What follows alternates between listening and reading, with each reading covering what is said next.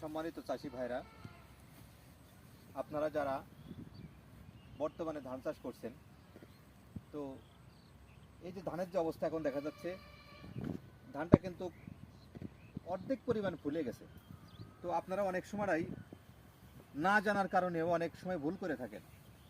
সেই ভুলটা হচ্ছে কি, আপনারা এর ভিতরে যে ধানের যে অবস্থা আছে এই অবস্থার ভিতরে অনেক সময়ই স্প্রে করে থাকেন। আপনারা একটু লক্ষ্য করে দেখবেন, এখন প্রত্যেকটা ধানের মাথা ফাটা এবং প্রত্যেকটা ধানের মাথায় কুশি আছে। এই কুশিটা আসছে যে এই ধানের মাথার বোর্ডটা আটে।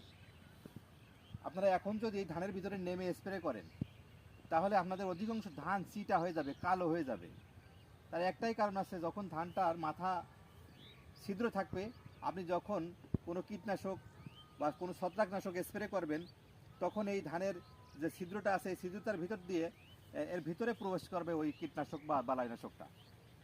প্রবেশ করার কারণেই আপনার এই ধানটা, ওর ভিতরে যে দুধটা আছে এটা নষ্ট হয়ে যাবে, যার কারণে ধানটা কালো হয়ে যাবে এবং এই ধানটা বেশি পরিমাণ চিটা হয়ে যাবে।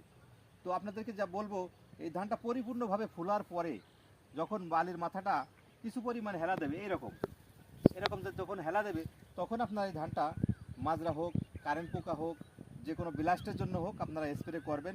আর স্প্রের সময়টা অবশ্যই বেছে নেবেন সকাল 11টার পরে, 2টার ভিতরে স্প্রেটা সেরে ফেলবেন। তাহলে যদি কোনো ধানের মাথা ছিদ্র থাকে, তাহলে ওই ধানটা মাথাটা এঁটে থাকবে, আপনার ওই ধানের কোনো সমস্যা হবে না। ধন্যবাদ প্রিয় চাষি ভাইরা আমার।